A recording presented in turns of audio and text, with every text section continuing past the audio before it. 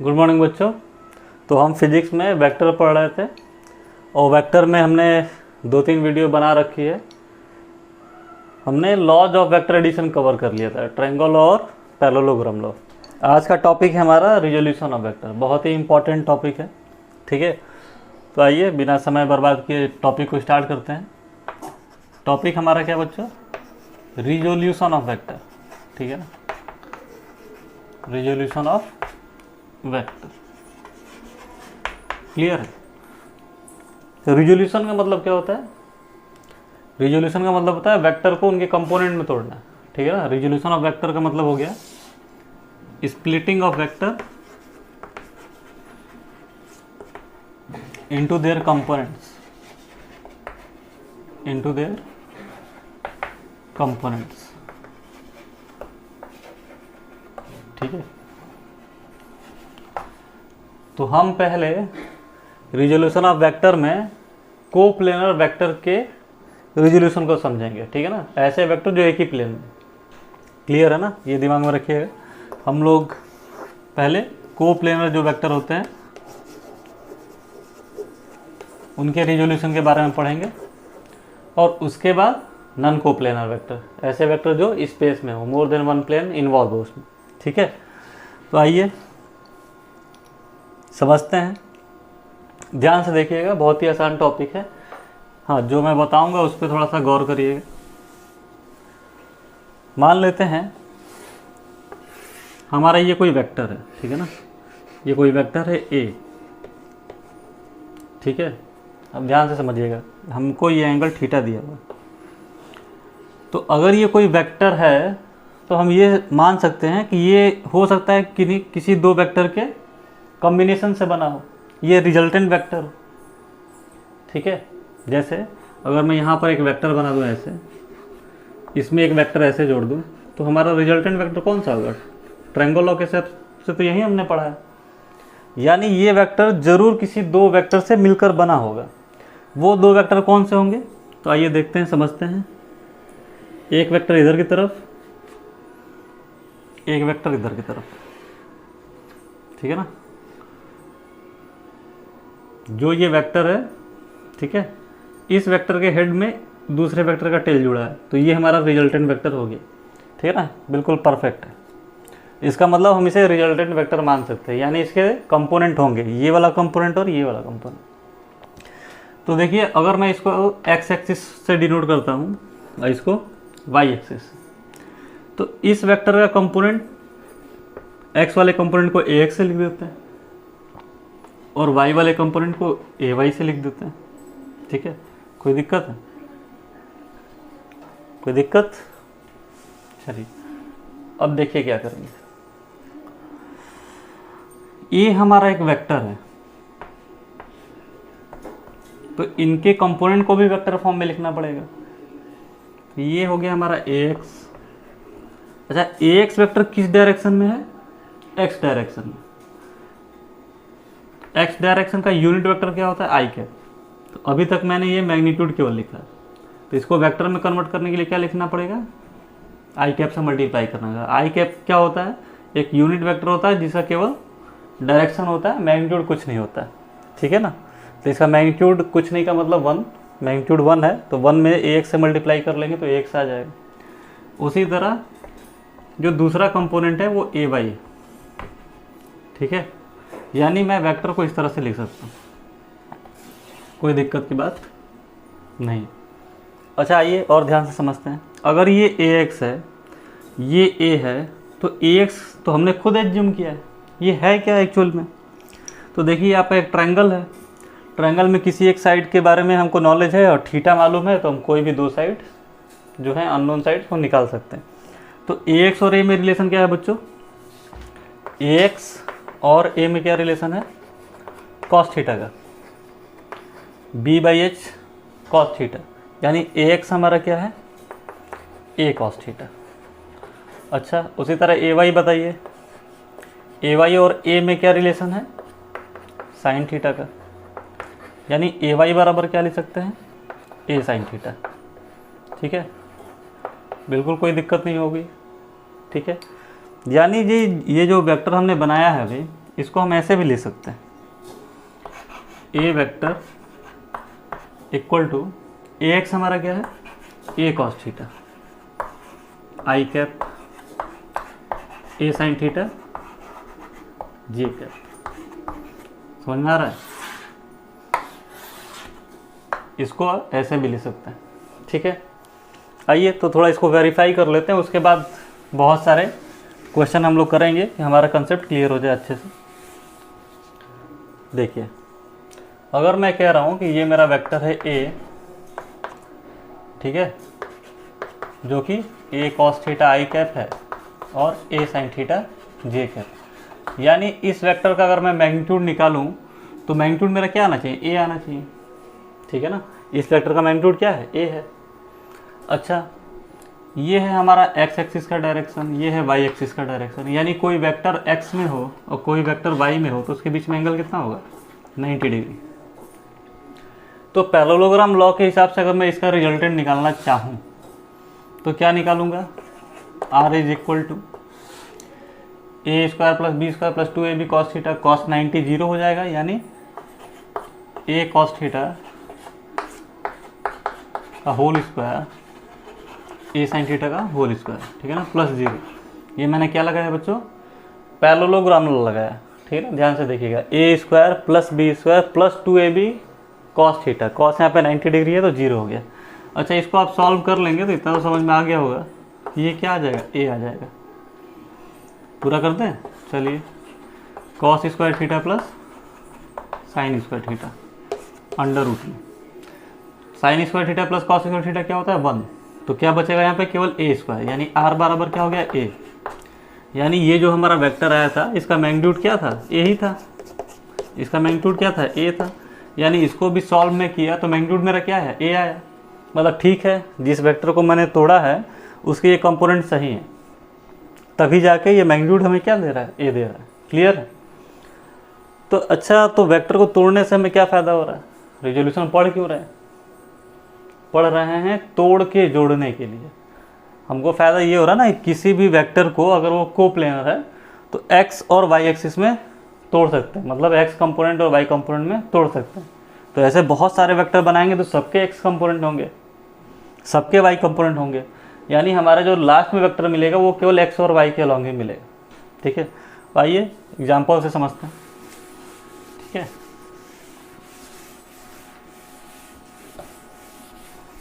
उससे पहले मैं कुछ चीज़ें हैं जो आपको बता देना चाहूँगा। ठीक है ना, क्या है वो, कि जैसा हमारा कोऑर्डिनेट सिस्टम होता है, ठीक है ना, तो ध्यान से देखिए, हम हमेशा वेक्टर को क्वाड्रेंट में तोड़ने की कोशिश करेंगे, एक क्वाड्रेंट में। ठीक है ना, अगर ऐसे कोई वेक्टर है, ठीक है, तो इसका एक्स कंपोनेंट इधर होगा और वाई कंपोनेंट इधर होगा, यानी इसी क्वाड्रेंट में तोड़ेंगे।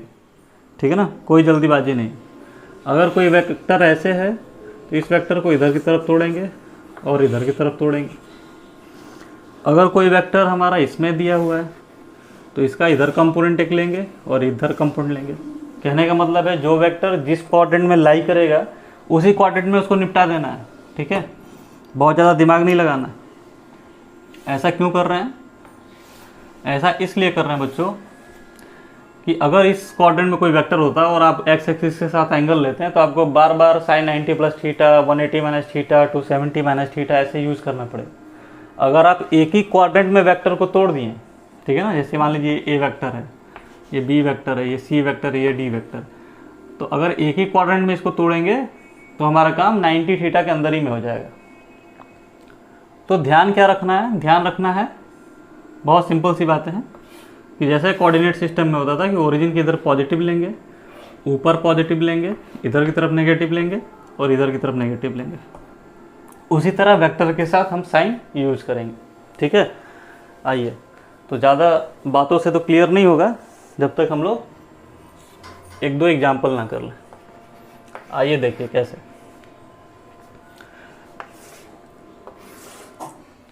एक वेक्टर हमने इधर ले लिया 10 यूनिट का 37 डिग्री पर। क्लियर, ध्यान से देखिएगा, एक वेक्टर हमने इधर ले लिया 5 यूनिट का 2 हो गए। एक वेक्टर हमने इधर ले लिया, ठीक है, 10 यूनिट का, कितना एंगल ले लेंगे, ये 37 इस समय ले लेते हैं। और चलिए पहले 3 ही वेक्टर पे सीखते हैं, ठीक है ना, एक ही बार में ज़्यादा वेक्टर बना देंगे तो आपको दिक्कत होगी। तो हमारा काम क्या है, हमारा काम है कि सारे वेक्टरों को कंपोनेंट में तोड़ लेते हैं, एक्स और वाई कंपोनेंट में। तो पहले एक्स कंपोनेंट लिख लेता हूँ मैं, ठीक है। एक्स कंपोनेंट देखिए बच्चों, ये वेक्टर एक्स ही डायरेक्शन में है तो इसे तोड़ने की जरूरत नहीं है। हम एक्स कंपोनेंट लिख रहे हैं ना, यानी हम एक्स के अलॉन्ग और वाई के अलॉन्ग वेक्टर को तोड़ रहे हैं। तो जो वेक्टर ऑलरेडी एक्स में है उसे तोड़ने की क्या जरूरत है, उसको एज इट इज लिख देंगे, ठीक है। इस वेक्टर का कंपोनेंट इधर की तरफ लेंगे तो क्या हो जाएगा बताइए, 10 cos 37 डिग्री। अच्छा, ये वेक्टर टूट के किधर आया, इधर की तरफ, तो इस साइड क्या लेंगे, पॉजिटिव। ये हमारा पॉजिटिव, ये पॉजिटिव, ये नेगेटिव, ये नेगेटिव, ठीक है। सब हो गया ना, 1 2 3 4 सबके नाम हो गए। नीचे की तरफ आया नेगेटिव, लेफ्ट साइड में आया नेगेटिव, ऊपर पॉजिटिव, राइट साइड में पॉजिटिव। अच्छा, इस वेक्टर को इधर की तरफ तोड़ेंगे बच्चों तो क्या आएगा, क्या आएगा, -10 sin 37 डिग्री। अच्छा, आपको दिक्कत होने लगी, सर इतना जल्दी आप कैसे कर दिए हैं। आइए कुछ और चीज़ मैं सिखा दूं आपको।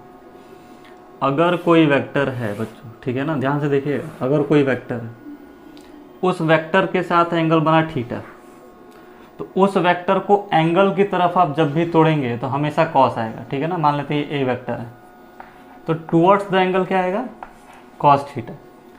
जिधर की तरफ एंगल नहीं बना है तो अवे फ्रॉम द एंगल क्या आएगा, साइन थीटा, ठीक है ना। ये आप याद रखेंगे, आसानी से जल्दी से कर लेंगे, अदरवाइज बार बार आप ट्रायंगल बनाने जाएंगे फिर चेक करेंगे।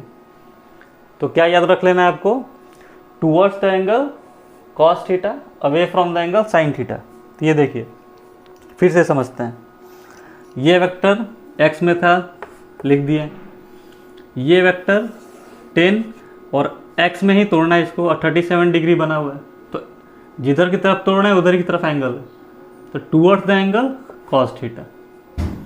इस वेक्टर को देखिए, एक्स में तोड़ना है तो एक्स एक्सिस हमारी इधर है, एक्स एक्सिस की तरफ तोड़ेंगे, इधर एंगल नहीं है, तो ये क्या हो गया, एंगल से दूर जा रहा है ना, तो अवे फ्रॉम द एंगल क्या हो जाएगा, साइन थीटा। माइनस साइन किस लिए लगाया, क्योंकि वेक्टर हमारा इधर है। क्लियर है, चलिए उसी तरह, अच्छा पहले इसको और सॉल्व कर लेते हैं। 5 tan 37 की वैल्यू 10 × 4/5, ठीक है। sin 37 की वैल्यू 3/5, 2 2, ये कितना आ गया बच्चों, 5 + 8 - 6 दैट इज 7, 8 - 6 is 2, 5 + 2 is 7। अब उसी तरह बच्चों y कंपोनेंट निकाल लेंगे, बिल्कुल आराम से देखिए। y कंपोनेंट क्या होगा, तो ये देखिए, ये तो ऑलरेडी x में है, तो x में है तो छोड़ दिए, उसको y में लिखने की जरूरत नहीं है, ठीक है ना। y में कोई वेक्टर नहीं है, इस वेक्टर का इधर कंपोनेंट करेंगे, ऊपर के डायरेक्शन में जाएगा, एंगल से दूर जा रहा है ना, एंगल इधर था, हम एंगल से दूर जा रहे हैं, तो क्या लिखेंगे, 10 sin 37। वेक्टर किधर की तरफ गया, ऊपर की तरफ, तो पॉजिटिव होगा। इस वेक्टर को देखो, वाई एक्सिस की तरफ तोड़ोगे तो टुवर्ड्स एंगल जा रहे हैं, एंगल की तरफ, तो क्या लिखेंगे, 10 cos 37 degree, sin 37 that is 3/5, cos 37 is 4/5, this is 2, this is 2, 6 + 8 is 14, 8 + 6 कितना हो गया, 14। अच्छा, तो हमें फ़ायदा क्या हुआ, फ़ायदा ये हुआ कि इन तीनों वेक्टर को जब मैंने तोड़ लिया तो मुझको x के अलॉन्ग एक कंपोनेंट मिल गया, एक y के अलॉन्ग, ठीक है। तो यहाँ पे मैं थोड़ा सा रब कर ले रहा हूँ इस साइड को। अब ध्यान से देखिए, हमारा एक कंपोनेंट आ गया x में और एक कंपोनेंट आ गया y में। x कंपोनेंट कितना आ गया, 7, y वाला कितना आ गया बच्चों, 14, ठीक है। तो अब इन दोनों के बीच में एंगल क्या होगा, x और y एक्सिस के बीच में एंगल कितना होता है, 90 डिग्री। तो हमारा रिजल्टेंट वेक्टर क्या हो जाएगा, दो वेक्टर के बीच में एंगल क्या है, 90 डिग्री है। और इसकी सबसे अच्छी बात यही होती है कि जब भी आप रिजॉल्व कर लोगे, दो वेक्टर के बीच में एंगल क्या होगा, 90 डिग्री आएगा। तो a² दैट इज 14² + 7², अब ये जो भी आ जाए, ठीक है ना। 196 प्लस 49 कर लीजिएगा, वो हमारा आंसर हो गया। अच्छा, कोई आपसे पूछ दिया कि tan अल्फा बताइए, मतलब एंगल बताइए रिजल्टेंट का, तो रिजल्टेंट कहीं इधर कहीं बनेगा, ये हमारा अल्फा हो गया। ठीक है, तो tan अल्फा क्या होता है, परपेंडिकुलर बाई बेस। तो यहाँ से देख लेते हैं बच्चों, tan अल्फा क्या गया, परपेंडिकुलर 14 था, बेस 7 था, यानी 2। tan अल्फा की वैल्यू कितनी है, 2। Alpha equal to tan inverse 2। ठीक है, तो लॉजिक समझ में आ गया क्या करना है। अब मैं एक वेक्टर दूँ, 2 दूँ, 3 दूँ, 13 दूँ, कोई दिक्कत नहीं है। ठीक है, आइए और क्वेश्चन को देखते हैं।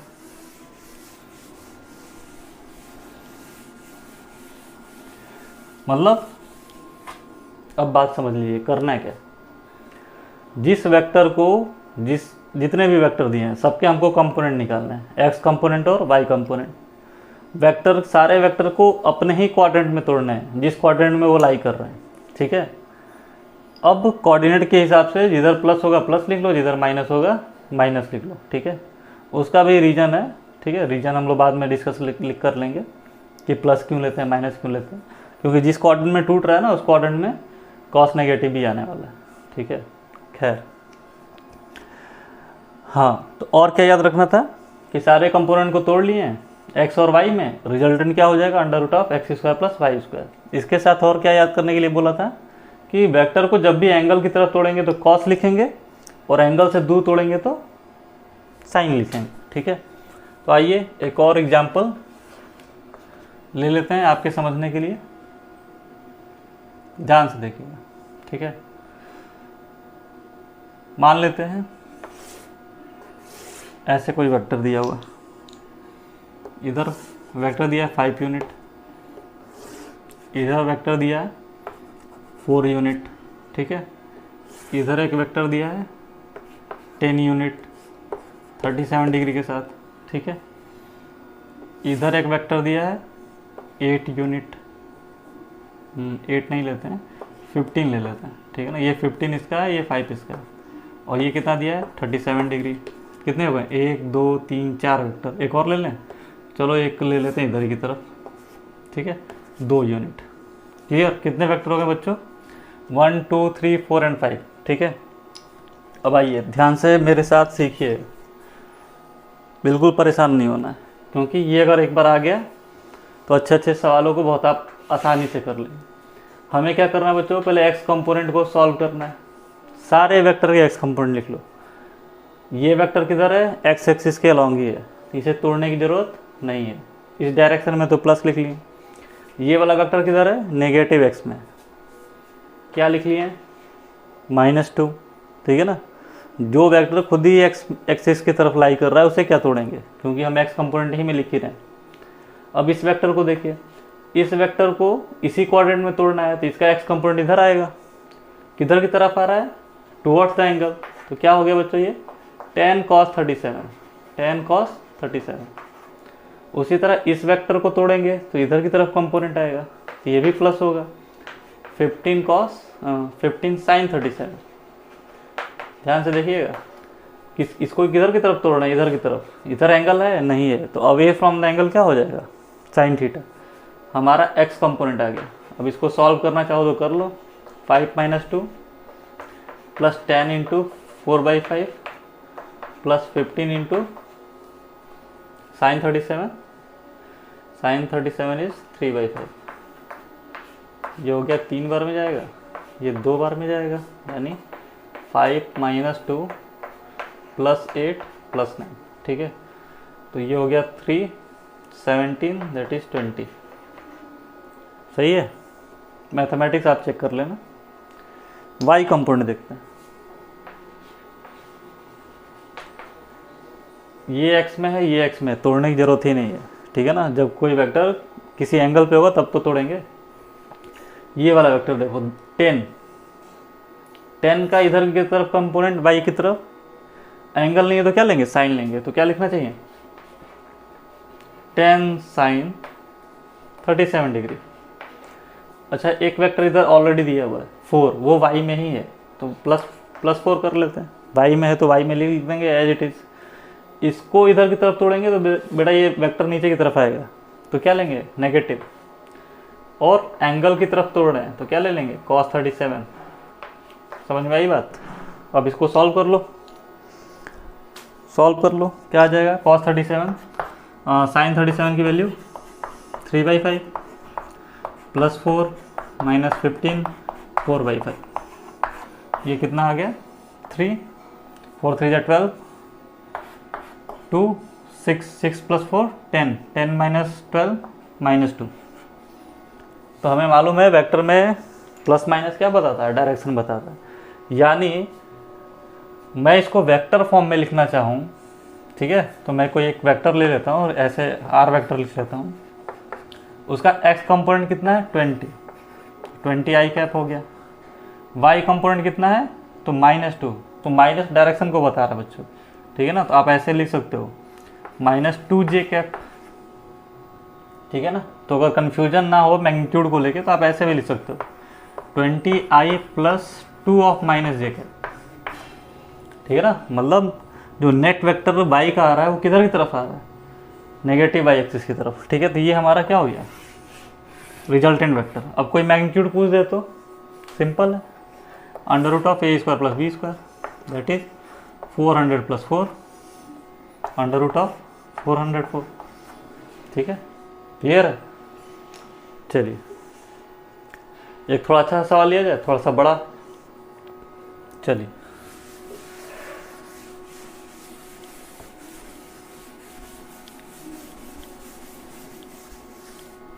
थोड़ी सी भी दिक्कत होगी बच्चों तो बताइएगा, ठीक है ना। बस इतना ही आपको समझना है, कॉस साइन, और कोई बड़ी चीज़ नहीं है, ठीक है। देखिए आइए पहले छोटे छोटे कुछ एग्जाम्पल और करा दें जिससे आपका वेक्टर को रिजॉल्व करना उसकी दिक्कतें ख़त्म हो जाए, ठीक है ना। 4 क्वेश्चन में तो आप सीख ही जाओगे। एक ही टाइप के क्वेश्चन ले लेंगे, सिंपल सा। हमारा एक वेक्टर है इधर 10 एंगल 37 डिग्री, ठीक है ना। बस इतना है। इस वेक्टर का इधर कंपोनेंट कितना हो जाएगा बच्चों, इस डायरेक्शन में 10 cos 37 डिग्री, इधर कितना हो जाएगा 10 sin 37 डिग्री। एक ही वेक्टर था ना, टूट गया। 10 cos 37 that is 10 into 4/5, this is equal to 8, और ये कितना होगा 10 into 3/5, this is equal to 6। तो आप वेक्टर फॉर्म में इसको लिखना चाहें तो क्या लिख सकते हैं 8i cap plus 6j cap, ठीक है। आइए सेम ऐसा ही क्वेश्चन ले लेते हैं। ये 10 नहीं ले लेते हैं, अब 15 ले लेते हैं, ठीक है। ये हो गया हमारा 53 डिग्री। इस वेक्टर का बच्चों आप बताओ इधर कंपोनेंट लेंगे तो क्या लिखेंगे, जिधर एंगल नहीं उधर क्या लेंगे साइन। तो क्या हो जाएगा ये 15 साइन 53 डिग्री, ठीक है। तो 53 डिग्री क्या होता है, साइन 53 डिग्री, साइन 53 डिग्री 4/5, कितनी बार में गया 3, यानी ये आ गया 12। उसी तरह इसको इधर तोड़ोगे बच्चों तो क्या आ जाएगा इस डायरेक्शन में 15 cos 53 degree, 15 into 3/5 that is 9। अब खुद सोचो, वेक्टर फॉर्म में लिखना होगा, ये पॉजिटिव एक्सिस की तरफ है तो क्या लिख लेंगे इसको 12i कैप, ये नेगेटिव y की तरफ है तो क्या लिख लेंगे इसको -9j कैप। क्लियर है। हाँ रिजल्टेंट निकालना होगा तो 12 का स्क्वायर 144, 9 का स्क्वायर 81। अब जो भी आ जाए सॉल्व करने पे, इसका रिजल्टेंट निकालना हो तो 64 प्लस 36, तो ये तो सुंदर सा आ गया। कितना हो गया ये 10, ठीक है। तो क्या और बताने की ज़रूरत है आपको, इधर ले लो, कितना ले लें 37 डिग्री। अच्छा 37 53 डिग्री क्यों ले रहे हैं हम, क्योंकि ये एंगल ऐसा है कि 4/5 या 3/5 ऐसा है, ठीक है ना। रूट्स वगैरह में नहीं होते हैं तो क्वेश्चन को थोड़ा करने में आसानी होती है, इसीलिए फिजिक्स में इन्हीं सब एंगल को यूज करके ज़्यादा क्वेश्चन बनाए जाते हैं कि न्यूमेरिकल में कॉम्प्लिकेशन ना है। खैर इस वेक्टर को बेटा इधर तोड़ोगे तो क्या आएगा 20 साइन 37 डिग्री, इधर की तरफ तोड़ोगे तो उठा 20 cos 37 degree, cos 37 is 4/5 that is 16, sine 37 3/5 that is 12, ठीक है। अब देखो दोनों वेक्टर, ये वेक्टर नेगेटिव एक्स में है, ये वेक्टर नेगेटिव वाई में, यानी हमारा जो नेट वेक्टर बनेगा जो भी होगा, आर लिख लेते हैं, उसे क्या लिखना चाहिए मुझे, -12 आई कैप -16 जे कैप। ठीक है। किसी ने आपको पूछ दिया कि अल्फ़ा बताइए, तो tan अल्फ़ा क्या होता है, परपेंडिकुलर बाई बेस। परपेंडिकुलर क्या है, यही हो जाएगा ना tan अल्फ़ा हमारा, यानी ये वाली एक्सिस वाई वाली, वाई कितनी थी हमारी 16, तो यहाँ यहीं से वाई आपको दिख जाएगा। जे के साथ जो है कंपोनेंट हो गया है वाई है, that is -16 by -12, this is equal to how much, 8/6, 4/3। ठीक है, 4/3। क्लियर। तो यहीं आना ही था इसको। आपको दिख रहा है कि ये पॉजिटिव है, आपको मालूम है ना tan थर्ड क्वाड्रेंट में क्या होता है, पॉजिटिव होता है। क्लियर है। तो अब छोटे छोटे एग्जाम्पल से सीख लिए आप सारी चीज़ें। तो एक अच्छा सा एग्जाम्पल लिया जाए जिसमें हम बहुत सारे वेक्टर ले लें, ठीक है, कि आपका थोड़ा कॉन्फिडेंस बढ़ जाए। आइए, हमने एक ले लिया, ध्यान से देखिएगा बच्चों, ज़्यादा बड़ा बना दिया क्या मैंने, चलो बड़ा रहेगा तो दिखाई देगा, ठीक है ना। एक घड़ी ले ली,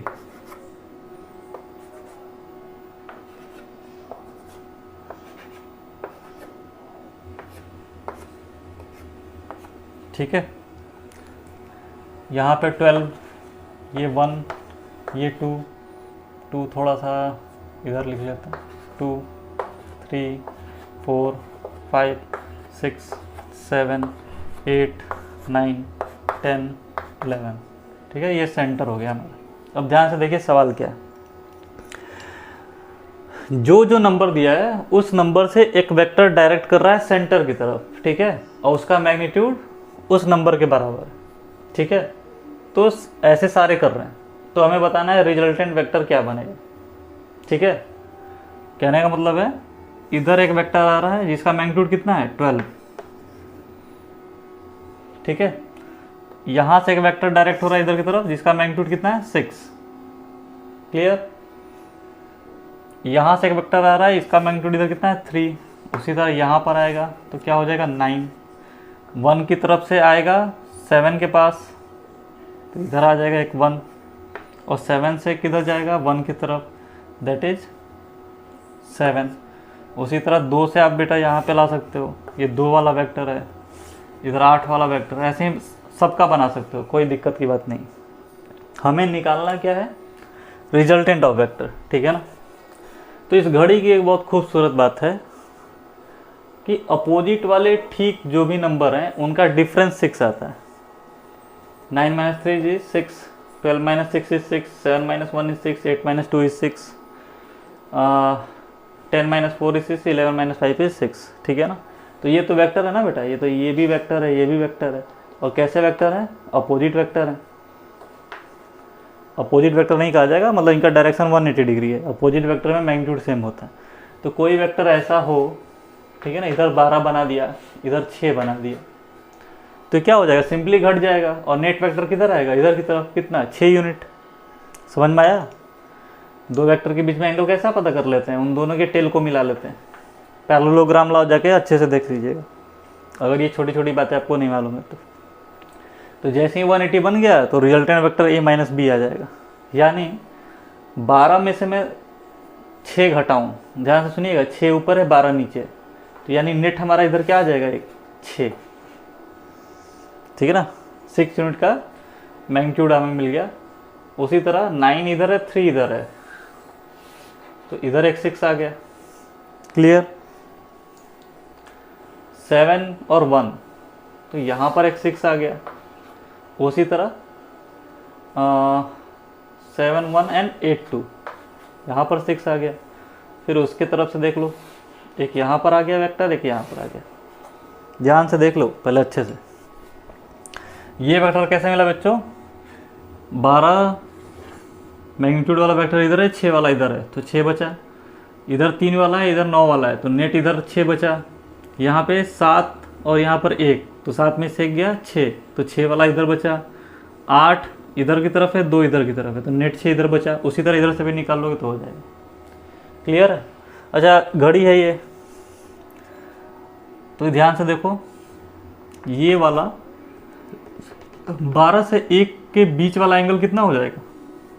तो घड़ी हमारी टोटल 360 डिग्री, 12 से भाग दे दो, कितना आ गया? 30।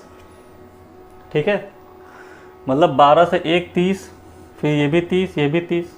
ठीक है, आओ अब समझते हैं कैसे सॉल्व करेंगे। ये वाला जो वेक्टर है ये एक्स एक्सिस के अलॉन्ग ही है, ठीक है ना, हम इसको सेंटर मान लेते हैं, ये एक्स एक्सिस के अलॉन्ग। तो ये एंगल बेटा कितना हो गया? 30 डिग्री। ठीक है, इस एक्सिस के साथ इसको मेजर करेंगे तो ये कितना हो जाएगा? 60 डिग्री। उसी तरह ये कितना हो गया? 30 डिग्री। और ये कितना हो गया? 60 डिग्री। ये किस में है? वाई में है, तो इसके साथ हम छेड़खानी नहीं करेंगे। एक्स वाले वेक्टर को छोड़ देते हैं, वाई वाले को छोड़ देते हैं। ठीक है ना, एक्स में लिख लिया जाएगा, वाई में लिख लिया जाएगा। तो एक्स कंपोनेंट आप ध्यान से देखो बच्चों, एक वेक्टर 6 की तरफ है, एक्स एक्सिस की तरफ ही है, तो उसको तोड़ने की जरूरत नहीं है। इस 6 वेक्टर का एक्स एक्सिस की तरफ कंपोनेंट लेंगे तो क्या लिखेंगे? 6 cos 30 डिग्री। अच्छा, इस वाले 6 वेक्टर का इधर लिखेंगे कंपोनेंट तो क्या लिखेंगे? 6 cos 30 डिग्री। एंगल की तरफ तोड़ते हैं तो क्या लेते हैं? cos ही लेते हैं। यानी इसका भी इधर कंपोनेंट 6 cos 30 डिग्री, इसका भी कंपोनेंट 6 cos 30 डिग्री। मतलब मैं ऐसे लिख सकता हूँ 2 × 6 cos 30 डिग्री। क्लियर? इस वाले वेक्टर का इधर कंपोनेंट 6 cos 60 डिग्री, ये टोटल एंगल कितना है? 60 डिग्री। इस वाले वेक्टर का कंपोनेंट इसके अलॉन्ग 6 cos 60 डिग्री, दोनों एक्स पॉजिटिव एक्स डायरेक्शन में, तो क्या लिख सकते हैं? 2 × 6 cos 60 डिग्री। ठीक है, 2 2 4 1 5, 1 2 3 4 5, पांचों वेक्टर टूट गए। ये तो वाई में है, लिखने की जरूरत नहीं है। ठीक है, ये सारे प्लस क्यों लिखे हैं बच्चों? सारे वेक्टर पॉजिटिव एक्स में टूटे हैं, ये ध्यान रखिएगा। चलिए इसको पहले सॉल्व कर लेते हैं। ये आ गया 6 cos 30 इज √3/2, सो 2 से 2 कट जाएगा, 6 √3। ठीक है, cos 60 इज 1/2, ये कितना आ गया? 6। मतलब हम इसको सॉल्व कर लेंगे अगर, तो ये 12 हो गया, 6 कॉमन ले लेंगे तो 2 + √3। ठीक है ना, इतना आ गया एक्स कंपोनेंट में। अब देखो, अब वाई कंपोनेंट लिख लेते हैं, आराम से देखिए। ठीक है ना, वाई कंपोनेंट तो ओवरऑल आप बता सकते हो। कैसे? इस वेक्टर का कंपोनेंट वाई के अलॉन्ग लिखेंगे तो क्या लिखेंगे? ये टोटल यहाँ एक्स के साथ कितना एंगल बनाता है? 60 डिग्री। तो वाई कंपोनेंट क्या हो जाएगा? 6 sin 60 डिग्री। उसी तरह ये वाला वेक्टर इसके साथ 60 डिग्री बनाया है, तो इधर की तरफ इसका कंपोनेंट क्या हो जाएगा? 6 sin 60 डिग्री। तो एक ऊपर आ रहा है 6 sin 60 डिग्री, एक नीचे आ रहा है 6 sin 60 डिग्री, यानी ऊपर वाला पॉजिटिव, नीचे वाला नेगेटिव, कट जाएगा। उसी तरह इसको देखो, इसको इधर की तरफ रिजॉल्व करोगे तो क्या आएगा? 6 sin 30 डिग्री, और इसको भी इधर की तरफ रिजॉल्व करोगे तो 6 sin 30 डिग्री, फिर अपोजिट हो गए, कट गए। यानी और ये तो एक्स में है तो छूना ही नहीं है, मतलब वाई में केवल एक यही वाला वेक्टर ही बचा है। तो वाई वाला वेक्टर क्या हो गया? -6। ठीक है, -6 क्यों दिखा रहे हैं? नेगेटिव वाई डायरेक्शन में। तो मुझे अगर नेट वेक्टर लिखना हो, रिजल्टेंट वेक्टर, तो मैं क्या लिखूं? एक्स कंपोनेंट क्या है हमारा? 6 2 + √3 इंटू आई कैप -6 जे कैप। ठीक है ना, -6 से आप कन्फ्यूज मत हो जाइए, ये डायरेक्शन के लिए मैं बता रहा था, अदरवाइज आपको पूरा पूरा एंगल लेना पड़ता है। ठीक है ना, क्लियर है? ठीक है, आगे बढ़े। चलिए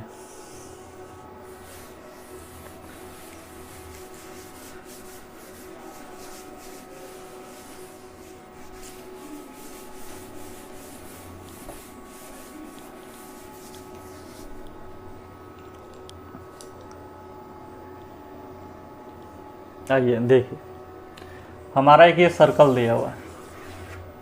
ठीक है, ये रेडियस है r। ठीक है ना, आपके एससी वर्मा में ही ये सवाल दिया हुआ है, और ये भी रेडियस है r। और एक रेडियस इधर की तरफ है, ठीक है ना, जो 45 डिग्री पे। कितने वेक्टर हो गए? 3 वेक्टर हो गए। रिजल्टेंट पूछा है आपसे, ठीक है। आइए करते हैं। हमारे लिए सवाल कैसा हो गया कि एक वेक्टर इधर है, एक वेक्टर इधर है, एक वेक्टर इधर है, और एंगल हमें मालूम ही है। तो एक्स कंपोनेंट बच्चों लिखो, ठीक है। अब चाहो तो डायरेक्शन के साथ लिख सकते हो। ये आर था, ये आर था, ये आर था। ये तो ऑलरेडी एक्स में है, तो देखो मैं साइन के साथ ही अब लिखना चालू कर दूँ, ठीक है। आर आई कैप, इस वेक्टर का इधर की तरफ कंपोनेंट लेंगे towards the angle cos theta. R cos 45 is R by root 2 I cap, सही है। वाई वाले को छेड़ना नहीं है, यानी ये हो गया हमारा R plus R by root 2 I cap. Y component बच्चों बताओ, वाई कंपोनेंट बताओ। इसका इधर कंपोनेंट, एक तो आर पहले से दिया हुआ है, आर जे कैप, ठीक है, प्लस ये जे है बच्चा, ठीक है ना, आई मत समझ लेना। इसका इधर component R sine 45 degree, sine 45 भी क्या होता है 1 बाई रूट 2 जे कैप, यानी ये हमारा कितना आ गया R plus R by root 2 J cap. हमसे क्या पूछा है? रिजल्टेंट बताइए आप। तो ध्यान से देखो, जो भी हमारा रिजल्टेंट वेक्टर आया वो क्या आया? Under root of X component का स्क्वायर प्लस वाई कंपोनेंट का स्क्वायर, और एक्स और वाई कंपोनेंट हमारे सेम आ रहे हैं, यानी ये अगर दोनों कंपोनेंट सेम है तो मैं इसको ऐसे लिख सकता हूँ ना, इसको पी मान लेते हैं, इसको भी पी मान लेते हैं।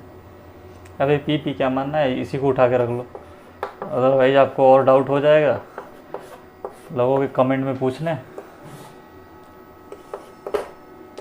Are plus R by root 2 का होल स्क्वायर, ये दोनों कॉमन है ना, बाहर ले सकते हैं, तो क्या हो जाएगा R plus R by root 2। अंदर क्या बचेगा बच्चों?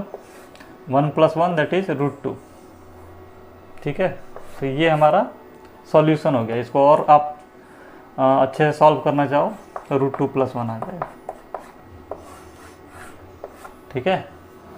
हालांकि जो बच्चों को पैरेललोग्राम लॉ पे अच्छा खासा कमांड हो गया वो देखते ही आंसर बता लेते हैं। कैसे? एक वेक्टर था इधर और एक वेक्टर था इधर, आर और आर, इन दोनों के बीच में एंगल कितना है 90 डिग्री, तो रिजल्टेंट किधर होगा 45 डिग्री पे होगा। कितना होगा? अंडर रूट 2 आर होगा ना। दो वेक्टर इक्वल मैग्नीट्यूड के हैं, उन दोनों के बीच में एंगल 90 डिग्री है, तो अंडर रूट a² + b² कर लेना, कॉस 90 तो 0 है, तो कितना आ जाएगा अंडर रूट 2 आर। और जब दोनों वेक्टर का मैग्नीट्यूड सेम होता है तो रिजल्टेंट बाइसेक्ट करते हुए जाती है, ठीक है। तो इन दोनों का काम सॉल्व हो जाता है। और एक वेक्टर ऑलरेडी क्वेश्चन में दिया हुआ है कि इधर एक और वेक्टर है जिसकी वैल्यू कितनी है आर, तो ये दोनों वेक्टर कैसे हैं पैरेलल, क्योंकि ये भी 45 डिग्री बनाएगा, तो तुरंत आंसर आपका आ जाता अंडर रूट 2 + 1, यही आया ना, आर रूट 2 + 1। क्लियर है? तो जरूरी नहीं है कि हर सवाल में इतना आसानी से हो जाए, ठीक है ना। इसमें 3 ही वेक्टर दिया था और कंडीशन कुछ ऐसी थी कि इजीली सॉल्व हो गया। चलिए, ये तो बच्चों हमारा था, क्या था बच्चों? रिजोल्यूशन ऑफ वेक्टर, जब वेक्टर क्या हो कोप्लेनर। अगर वेक्टर कोप्लेनर ना हो, क्या हो नॉन कोप्लेनर हो, तब कैसे करेंगे? तो नॉन कोप्लेनर एक्चुअली में कोप्लेनर से भी आसान होता है, ठीक है ना, इसको तोड़ने की जरूरत उतनी होती नहीं है। आइए तो सीखते हैं। ये थोड़ा सा 3 डायमेंशनल फिगर है। नॉन कोप्लेनर वेक्टर का मतलब ऐसे वेक्टर जो स्पेस में हो, ठीक है ना, 3D फिगर में। स्पेस मतलब एक्स वाई जेड कोऑर्डिनेट तीनों हैं इसके। तो आइए देखते हैं, समझते हैं, कोशिश करते हैं।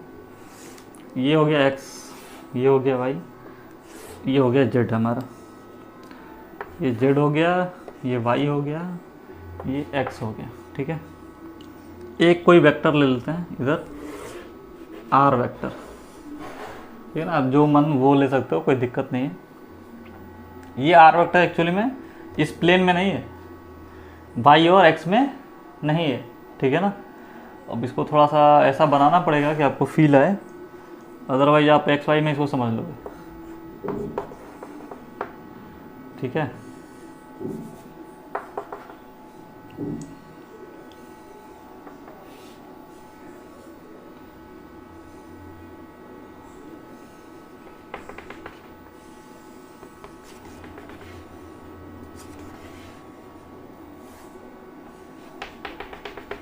समझ में आ रहा है किधर है? एक्स एक्सिस के साथ नहीं है, एक्स एक्सिस के साथ रहता तो ये लाइन यहीं पे लटक जाती, ऐसे है। ठीक है, आइए समझते हैं। तो अगर ये वेक्टर, ठीक है ना, स्पेस में कहीं है coordinate X comma Y comma Z, ठीक है, एक्स एक्सिस के साथ भी है, वाई एक्सिस के साथ भी है और जेड के साथ भी है। तो अगर हमें कोई वेक्टर दिया हो 3D स्पेस में, वो एक्स एक्सिस के साथ अल्फा एंगल बनाए, ठीक है, वाई एक्सिस के साथ बीटा एंगल बनाए और जेड एक्सिस के साथ, जेड एक्सिस हमारी ये है, ठीक है ना, गामा एंगल बनाए। ठीक है, तो उसे कैसे लिखेंगे? तो लिखना आसान है, लिखना तो आप सीख ही चुके हो, आर वेक्टर, ठीक है ना। आर वेक्टर बराबर क्या हो जाएगा? आर का एक्स कंपोनेंट, तो एंगल की तरफ तोड़ते हैं बच्चों, तो क्या लिखते हैं, क्या लिखते हैं? R cos alpha, cos theta लिखते हैं ना, आई कैप हो गया। वाई की तरफ कौन सा एंगल है? बीटा, टुवर्ड्स द एंगल तो तोड़ेंगे तो क्या हो जाएगा? कॉस बीटा, कोई दिक्कत नहीं है, ये जे कैप है, ये आई कैप है, प्लस आर कॉस गामा, ये क्या हो गया? के कैप। जेड डायरेक्शन में क्या लिखते हैं बच्चों? के कैप। एक्स डायरेक्शन में क्या लिखते हैं? आई कैप। और वाई डायरेक्शन में क्या लिखते हैं? जे कैप। क्लियर है? मतलब साफ साफ अक्षरों में यहाँ पर अगर मैं लिख दूँ R vector is equal to R cos alpha I cap, R cos beta J cap और R cos gamma K cap. Clear है? ऐसे लिख सकते हैं ना, कोई दिक्कत नहीं है? अच्छे से देख लेना, कोई दिक्कत तो नहीं है ना? ठीक है, मतलब अगर मैं इसको जनरलाइज करूं तो अगर मेरा कोई ए वेक्टर है जो कि नॉन कोप्लेनर है, तो उसे कितने कंपोनेंट होंगे? 3 कंपोनेंट है, ए एक्स आई कैप, ए वाई जे कैप और ए जेड के कैप। ठीक है, उसका एक्स कंपोनेंट क्या बताएगा? A cos alpha, y component a cos beta अगर वेक्टर ए है तो, और z component a cos gamma. ठीक है, अच्छा इस वेक्टर का रिजल्टेंट वेक्टर क्या आता है? आर ही आना चाहिए था। तो अब इसको थोड़ा सा आइए फील कर लेते हैं कि ऐसा हो रहा है कि नहीं, नहीं होगा तो फिर दिक्कत हो जाएगी। आइए देखते हैं। तो हमें तो 2 वेक्टर जोड़ना आता है भाई, हम इसको और इसको जोड़ लेते हैं, इसको और इसको जोड़ लेते हैं। ठीक है, यहाँ से हमें कुछ रिलेशन मिलेगा। देखो ये आई डायरेक्शन में है, ये जे डायरेक्शन में, ठीक है ना, मतलब इन दोनों वेक्टर के बीच में एंगल कितना है? 90 डिग्री। ठीक है, तो मैं जो भी ये वैल्यू आएगी, ध्यान से सुनना, वेक्टर है हमारा एक्स में और वाई में, मतलब 2 वेक्टर केवल ले रहा हूँ, यानी प्लेन में है, तो इन दोनों का जो रिजल्टेंट आएगा वो भी उसी प्लेन में होगा। बात समझ में आ रही है?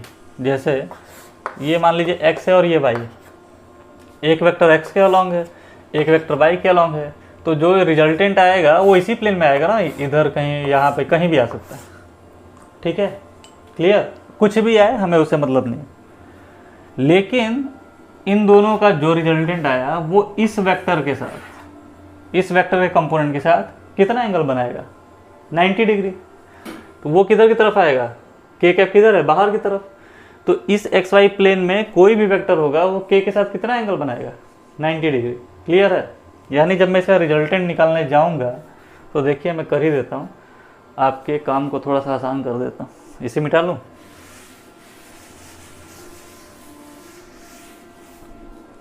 देखिए इन दोनों को क्या सॉल्व कर रहे हैं बच्चों, ठीक है ना, आर कॉस अल्फा का whole square plus R cos beta का होल स्क्वायर। ठीक है ना, इन दोनों को सॉल्व करने पे आया। क्यों? क्योंकि आई और जे क्या है? आई जे क्या है, यूनिट वेक्टर है और इन दोनों के बीच में एंगल कितना है 90 डिग्री, तो रिजल्टेंट इतना ही आता है अंडर रूट में।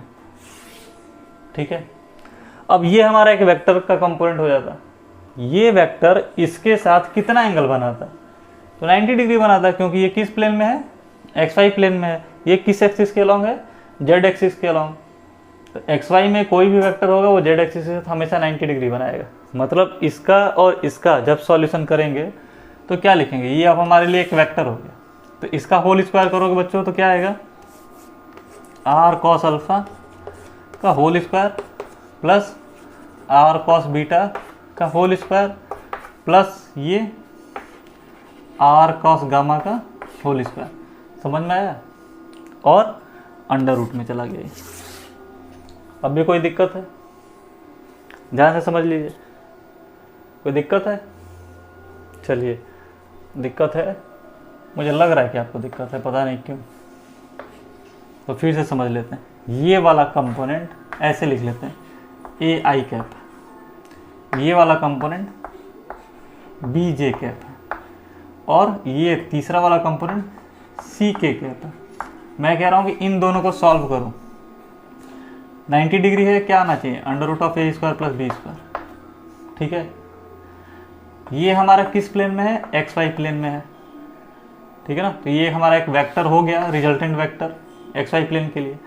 अब इस वेक्टर को इसके साथ जोड़ना है, तो इसका और इसका रिश्ता कैसा है बच्चों, 90 डिग्री का ना।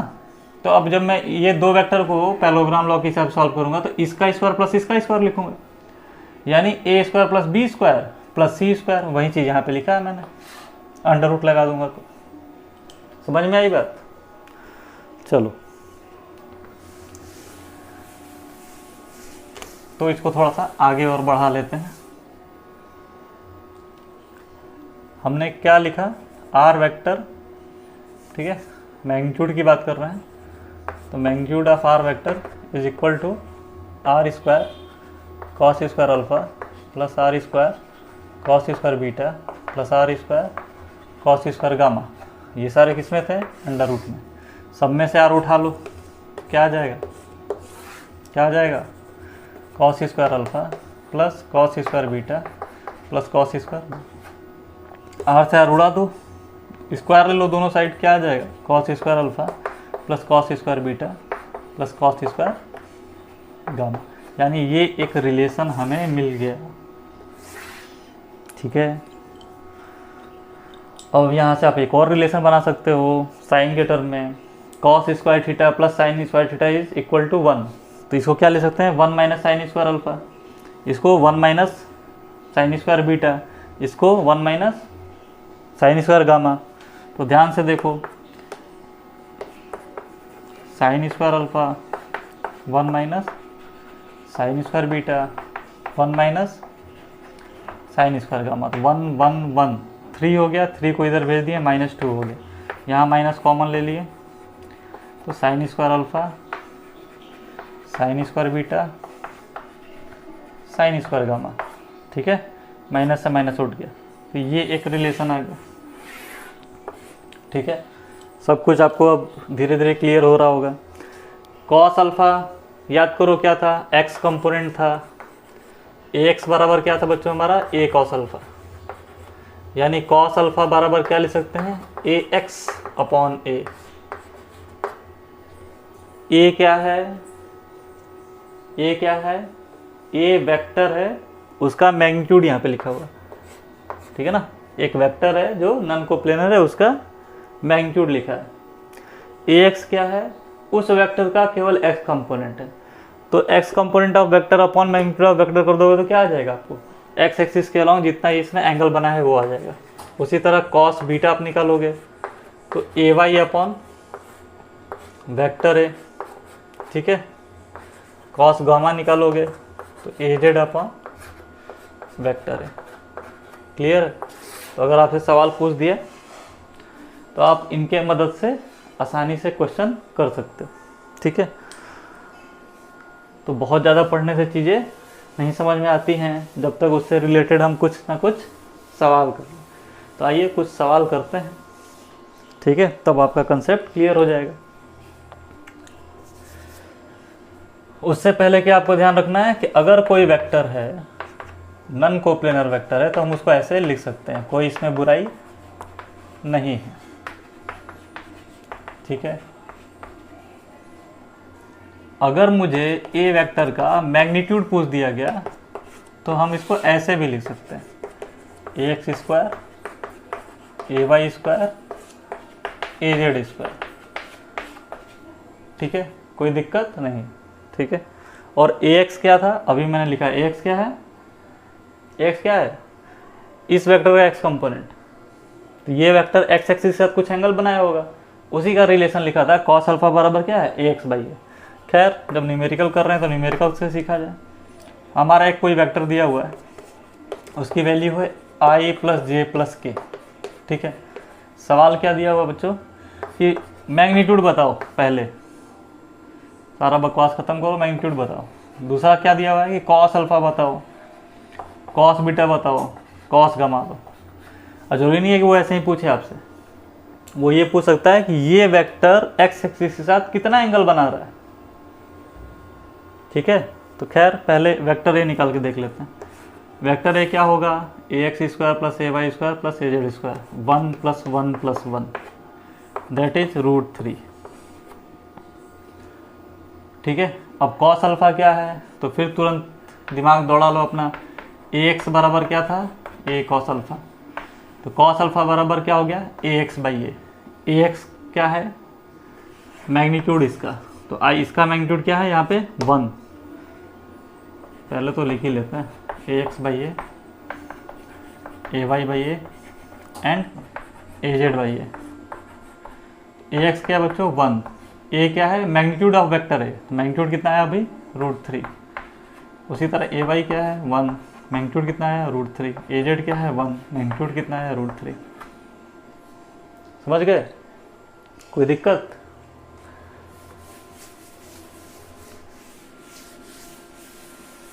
आओ तो कुछ और सीखा जाए। क्या सीखा जाए कि हमें ए वेक्टर हमें दिया हुआ है, ध्यान से देखिएगा, i cap plus j cap plus k cap. ठीक है, बी वेक्टर दिया हुआ है i cap 2i cap plus 3j cap -4k cap. ठीक है, हमसे क्या पूछा है, ध्यान से सुनिए, जो जो पूछा है आपको निकालना है।